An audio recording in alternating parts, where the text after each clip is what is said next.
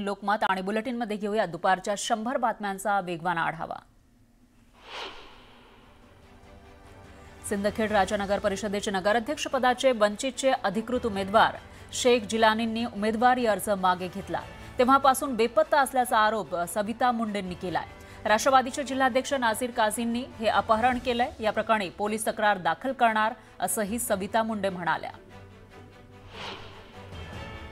निवडणुकीमध्ये येतात जातात, मात्र शेवटी जनतेने आपला विकास कोण करणार हे पाहिलं पाहिजे असं अजित पवार म्हणाले।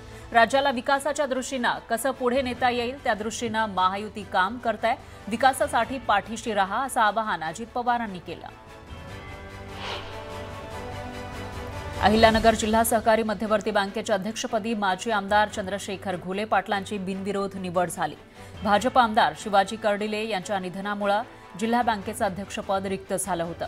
त्यामुळे अजित पवारांचे खंदे समर्थक असणारे चंद्रशेखर घुले यापुढे बँकेचा कारभार पाहणार आहेत।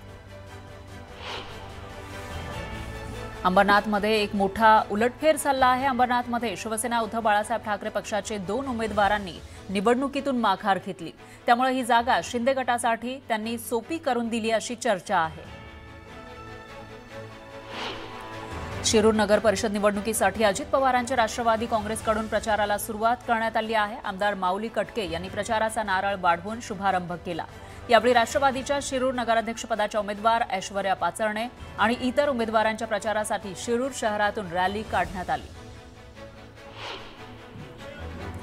बीड नगरपालिका निवडणुकीमध्ये पंडित विरुद्ध क्षीरसागर संघर्ष टोकाला पोहोचलाय। माझी निवडणूक नाही, मात्र माझी निवडणूक ज्यावेळी येईल त्यावेळी तुमचा सोक्षमोक्ष कसा लाभायचा हे पंडित कुटुंबाला सांगायची गरज नाही, अशा चिल्यापिल्यानं माझ्यावर आरोप करू नये असं म्हणत आमदार विजयसिंग पंडित यांनी योगेश क्षीरसागर यांच्यावर टीकास्त्र डागलं। वाशिम जिल्ह्यातील मंगरुळपीर नगर परिषद निवडणुकीचा प्रचार शिगेला पोहोचलाय। प्रचार रॅलीच्या माध्यमातून उमेदवारांनी मतदारांच्या भेटीगाठी घेण्यास सुरुवात केली आहे। यामुळे निवडणुकीमध्ये चुरस वाढली आहे। वाशिम नगर परिषदेच्या निवडणूक प्रचाराला वेग आला आहे। भाजपचे उमेदवार अनिल केंदळे यांनी शहरात प्रचाराचा धडाका लावलाय। ते कार्यकर्त्यांसमवेत वाशिममधील प्रत्येक प्रभागामध्ये रॅली काढत घरोघरी भेटी देत आहेत। चंद्रपूर जिल्ह्यातील मूळ नगर परिषदेच्या सार्वत्रिक निवडणुकीसाठी भाजप नेते सुधीर मुनगंटीवार यांची प्रतिष्ठा पणाला लागली आहे। भाजपच्या नगराध्यक्षपदाच्या उमेदवार प्राध्यापक किरण कापगते यांनी सुधीर मुनगंटीवार यांच्या विकास कामांमुळेच मूळ शहराचा विकास झाल्याचं म्हणत जनता भाजपला निवडून देईल असा विश्वास व्यक्त केला। यानंतर एक ब्रेकिंग न्यूज आपल्याकडे आहे। चिपळूण खेरडी एमआयडीसी मधील कंपनीला भीषण आग लागल्याची माहिती आहे। तर 3M पेपर मिल कंपनीला ही आग लागल्याचं कळतंय। अचानक लागलेल्या आगीनं रौद्र रूप धारण केलं आहे। तर आग विझवण्यासाठी अग्निशमन दलाच्या गाड्या या ठिकाणी पोहोचल्यात आणि कर्मचाऱ्यांना सुरक्षित स्थळी हलवल्याची माहिती ही समोर येते। मोठ्या प्रमाणामध्ये कागदाचा साठा या ठिकाणी आहे, त्यामुळे आगीची व्याप्ती वाढलेली आहे। ही दृश्य आपण बघू शकतोय। मागील अर्ध्या तासापेक्षा जास्त वेळ झालाय तरी सुद्धा आग भडकतच असल्याचं कळतंय। दरम्यान आगीवर नियंत्रण मिळवण्यासाठी चिपळूण नगरपालिकेची अग्निशमन दलाची गाडी पोहोचलेली आहे। प्रयत्न सुरू आहेत, मात्र मागील अर्ध्या तासापासून या ठिकाणी आग भडकत असल्याची माहिती आहे। आणि याविषयी अधिक माहितीसाठी आपले प्रतिनिधी राजेश जाधव आपल्यासोबत जोडले गेले आहेत। राजेश, काय सांगाल, आगीची सध्याची स्थिती नेमकी काय आहे आणि कशा पद्धतीने प्रयत्न केले जात आहेत आग विझवण्यासाठी? खेरडीतले जी एमआयडीसी आहे ते 3M पेपर मिल आहे, जी पेपर निर्मिती करते आणि त्या कंपनीला कन्व्हेअर बेल्टला आग लागलेली आहे आणि त्याच्या बाजूला बॉयलर आहे। त्यामुळे आगीची भीषणता जास्त प्रमाणात होती। मात्र चिपळूण जी नगर परिषद आहे तिचा अग्निबंब आणि लोटे एमआयडीसी येथील 2 अग्निबंब येऊन ती आग आता नियंत्रणात आलेली आहे। मागील 1 ते 1.5 तासापासून ही आग विझवण्याचे प्रयत्न चालू होते आणि कुठल्या प्रकारची कॅज्युअल्टी म्हणजेच कोणीही जखमी झालेले नाही। लोकांना सुरक्षित स्थळी, जे कामगार आहेत त्यांना सुरक्षित स्थळी हलवण्यात आलेले आहे। त्याचबरोबर हा जो कन्व्हेअर बेल्ट आहे तो पूर्णपणे जळून खाक झालेला आहे। कुठलाही अनर्थ इथे झालेला नाहीये।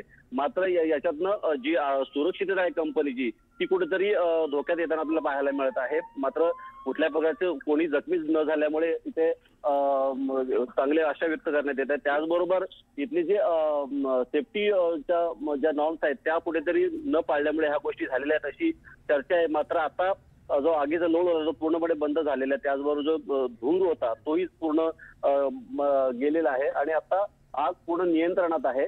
मात्र या कंपनीमध्ये 4 ते 5 वर्षापूर्वी अशीच एक घटना घडलेली होती आणि जो कागदाचा लगदा होता तो पूर्णपणे एका माणसाच्या अंगावर पडलेला होता आणि एक माणूस जागीच ठार झाला होता। असे वारंवार या जी खेरडी एमआयडीसी आहे त्याचबरोबर लोटे एमआयडीसी इथे वारंवार प्रकार घडत असतात, त्यामुळे सुरक्षिततेच्या दृष्टीने कुठेतरी दुर्लक्ष होते की काय असा प्रश्न इथे निर्माण होत आहे। बरोबर आहे राजेश, धन्यवाद तुम्ही दिलेल्या या सविस्तर माहितीसाठी। पाहुयात पुढची बातमी। ठाण्यामध्ये परप्रांतीय तरुणांनी मद्यप्राशन करून धुडगूस घातल्याचा प्रकार समोर आलाय। वाहनाच्या पार्किंगवरून या व्यक्तीचा वाद झाला होता आणि वादानंतर गांधीनगर परिसरामध्ये काही परप्रांतीय तरुणांनी मराठी तरुणाला शिवीगाळ केली आणि त्याला हुसकावून लावलं। त्यानंतर मनसे अध्यक्ष राज ठाकरे आणि अविनाश जाधव यांच्याबाबतही अपशब्द वापरले।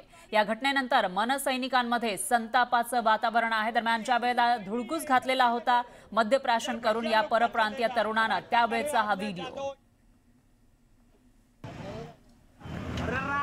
चलेगा, मैं कुछ नहीं किया, वो भी किया ना। वो मैं गाड़ी लगा रहा हूँ, हो गया गाड़ी, बोलता क्या हो, मैंने जाना भाई, तब तक गाड़ी खड़ी करके आगे रहा है मेरे को। वो प्रियांद मुंबई नहीं है, ये गांधीनगर है। इधर भैया लोग का चलेगा, राज ठाकरे, अविनाश जाधव, मराठी होके आएगा पटेल ओमन से हम भैया हक से भैया है, गांधीनगर हमारा है। तशा प्रकारचा पोलिसांवर तुम्ही आता देखील आलेला आहात, काय नेमकं वाटतं? मला वाटतं त्याचा महाप्रसादाचा कार्यक्रम हा पोलीस स्टेशनच्या आतमध्ये आता झालेला आहे। आमच्या महाराष्ट्र सैनिकांनी त्याला जो काही महाप्रसाद द्यायचा आहे तो पोलीस स्टेशनच्या आतमध्ये दिला। जो कोणी राजसाहेबांच्या बाबतीत बोलायची हिंमत या महाराष्ट्रात या ठाण्यात करेल तो कुठे आहे याचा आम्ही कधीही विचार करणार नाही। तो जगातल्या कुठल्याही कोपऱ्यात असेल त्याला महाराष्ट्र सैनिक चोप दिल्याशिवाय राहणार नाही आणि आताही तेच घडलेलं आहे। मी परत सांगतो, आमच्या नादाला लागू नका। हे भैये बिये तुम्ही तुमच्या घरी राहा, आमच्या नादाला लागलात तर तुमचा कार्यक्रम फिक्स आहे। आणि याच्या पुढे उरलेल्या पण भैयांना माझी तंबी आहे की आम्ही तुमच्या नादाला लागलेलो नाहीये, तुम्ही आमच्या नादाला लागू नका। आमच्या नादाला लागलात तर तुम्हाला आम्ही सोडणार नाही, ही आमची तुम्हाला तंबी आहे। तर कुठेतरी तेढ निर्माण करायचा प्रयत्न सुरू आहे। हे सगळं भारतीय जनता पक्षाकडनं सुरू आहे। हे भारतीय जनता पक्षाचे जे काही भाडखाऊ नेते जे काही स्टेटमेंट करतात ना सगळीकडे, त्याच्यामुळे यांची हिंमत वाढते। आणि त्यात भारतीय जनता पक्षाला तेच हवं आहे की या महाराष्ट्रात मुंबई ठाण्यासारख्या परिसरात उत्तर भारतीय आणि मराठी असा वाद क्रिएट व्हावा आणि त्यातून उत्तर भारतीय लोकांची सहानुभूती मिळावी आणि मतं जुळीत पडावी, यासाठी जे असे लोक स्टेटमेंट करत असतात। मी परत सांगतो, निवडणुका जवळच, निवडणुका राहिल्या बाजूला, निवडणुका येतात जातात, पण यानंतर पुन्हा घेऊयात बातम्यांचा वेगवान आढावा।